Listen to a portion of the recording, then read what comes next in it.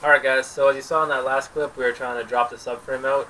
We came into a couple issues. I had some strip bolts I had to remove via welding some nuts on top. I actually found some bolts I didn't know existed on a couple BMW forums. I had to look some stuff up. And today we're actually going to drop it. I'm going to show you some of the stuff that I found, and then that should be it. Okay, so this is what I found out on the forum. This small hole right here with all this chewed up rubber is actually some kind of window sealer that they use to actually pack this hole shut, and underneath there is the bolt for the trailing arm that actually feeds up through the bushing. So when I was smacking away with a hammer and it wasn't moving anywhere, there's about an inch worth of this stuff. I actually had to use a drill to drill it out. That's why it's everywhere. And now that I'm starting to smack it, it's actually starting to come up. You can see the tip of the bolt right there. Once I hit it from the bottom with a small pin, it should pop right out and that subframe should come right down. Alright guys, this is the trailing arm bushing. This is a screw that I had to thread in actually to get, some bite on it, so when I hammered down from inside the car in that hole I showed you that we had to drill out, I can actually get some impact and it'll actually loosen the rust around the bushing here that's gotten pretty bad. I'm going to replace all this stuff. And then one good whack with the hammer and it should drop it. I got the far side dropped already. The diff's out. Once I get this done, it should actually come right out of the car.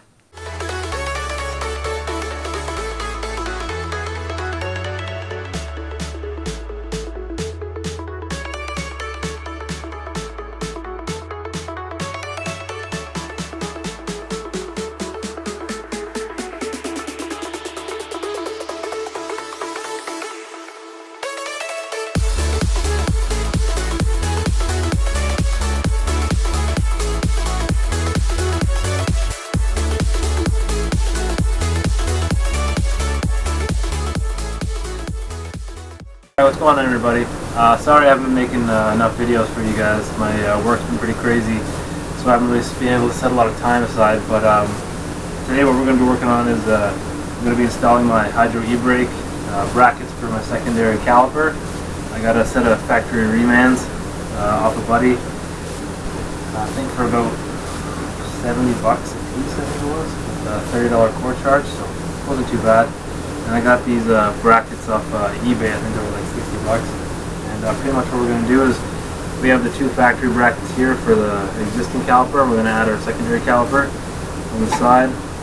I got brand new rotors. We're going to mount everything up, clean up the old hub here, and get rock and roll and see what it looks like.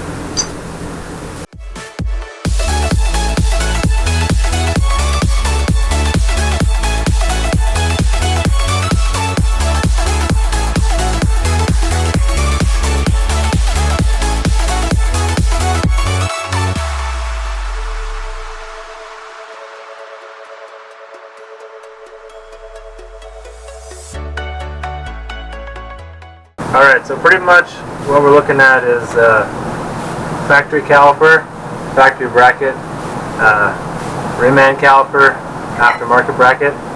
It's got the same contour as the back of the axle hub. And what we're going to do is we're going to mark this in place.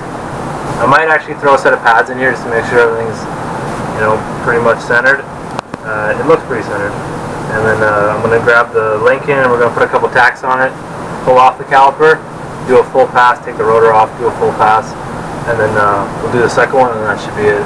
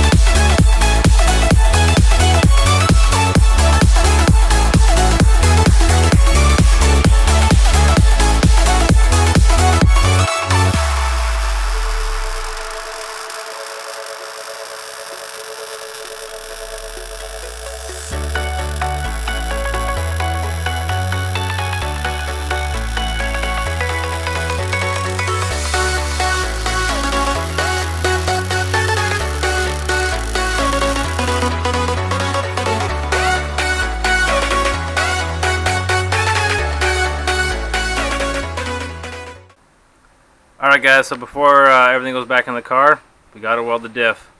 What we're going to do is we're going to punch out this rubber bushing, put in the polyurethane one, and take off all the bolts around the bottom, take this back cover off.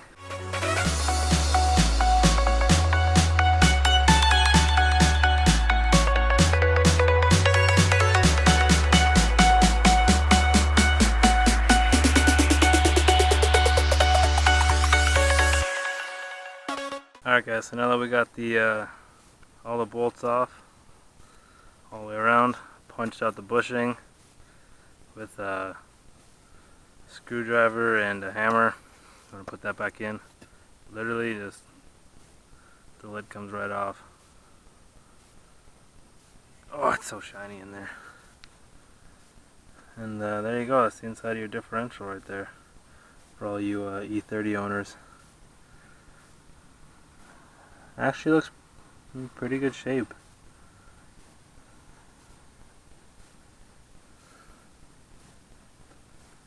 So yeah, so what we're going to do pretty much is we're going to clean this all with brake cleaner. I'm going to put a couple little tacks on the four corners of the spider gears. I'm going to cut a small plate to size, drop it right in there, and we're going to pack that thing just full of weld. And yep, call it a day. Alright guys, so pretty much what we're looking at is I cut a piece of 2 1/4 inch by 1 1/4 inch, 1/8 flat steel, same stuff I used to fix my floor pans with. And what we're going to do is we're going to slip it right into this crack. It actually fits like perfectly. And we're going to weld that all the way around. Make sure it's nice and strong, pile it up pretty thick so this never breaks. And the diff will outlast the car, hopefully. And then we're going to actually rotate the axles. We're going to spin them by hand. And it'll show the other side of the diff. We're going to do the same thing, tack all four corners.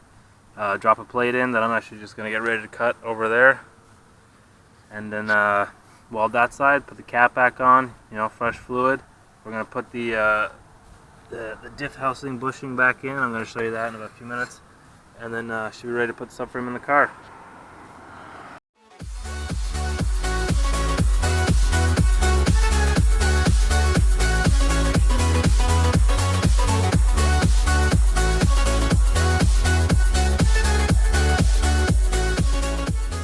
Guys, this is the diff bushing.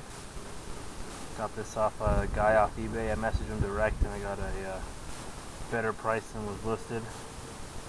Pretty much we're just going to set it up, smack it in, and that should be it.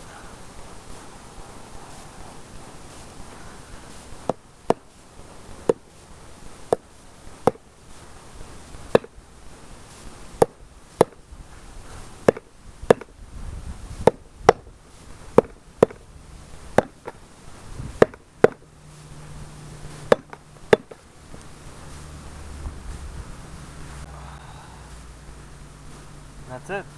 Just ready to rock and roll.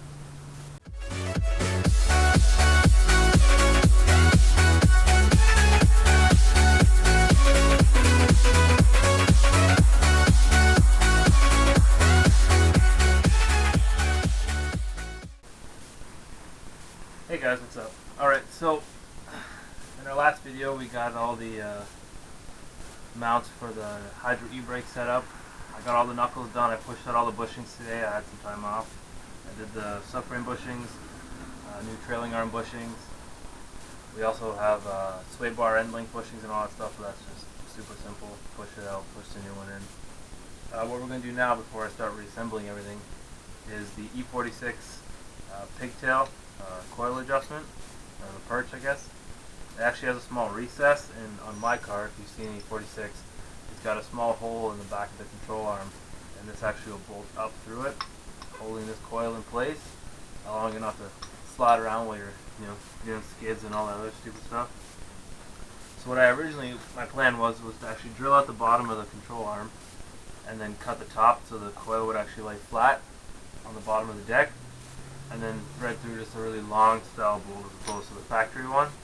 But I actually have bought in the wrong length. I bought a 6 inch and it should have been like a 4 inch. So, you deal with the card you dealt with. So what we're going to do instead is we're just going to cut the perch back, install this without the bottom locking nut, and just see what happens. The diameter between the bottom of the perch and the bottom of the actual trailing arm honestly isn't that much, at least enough to actually notice any movement when you're driving, especially under aggressive conditions. So we're going to do that, and then we're going to try and put it all in the car today and get the car back on 4 wheels and see what it looks like. Okay, so this is the E30 trailing arm. This is that nipple that I was talking to you guys about. We have to actually shave it down in order for our E46 spring perch to fit in. If you look down that small little groove there, you'll see that this actually won't sit properly like it will on the E46. So what we have to do is we have to shave down on the top of this nipple. We got to take off a 1/4 inch, and that'll lower down the spring perch and allow it to actually sit flush along the base. We're going to do that for the left and right side, and then we're going to put the springs back on, bolt in the subframe, and then put it back up in the car.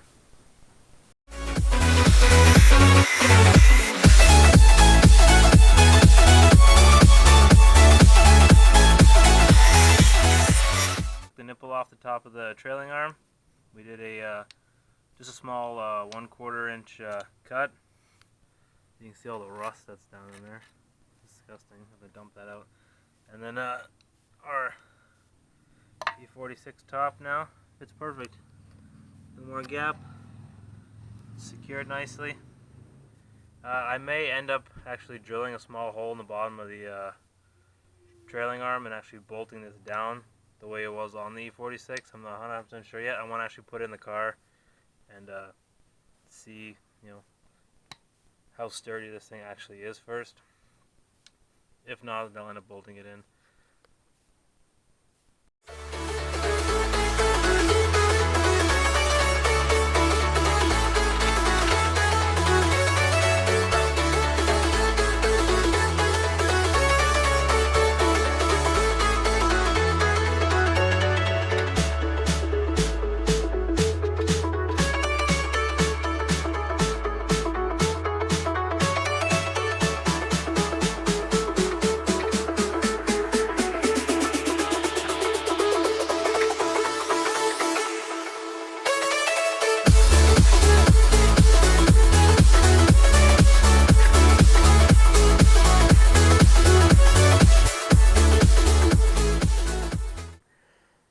Alright guys, so I got everything all together. I got all the bolts in, I just got to torque them down. Axles are in, nuts are on the end, again, got to torque those down. Pretty much going to do all that stuff once it's in the car, and on the ground be a lot easier to tighten down the axles. Also, while I was doing that, a bird flew in my garage, so now I got to find a way to get him out. There he is, you can see him on top of that Miata bumper. So I'm going to get him out, and then I'm going to come back and I'm going to put this inside the car.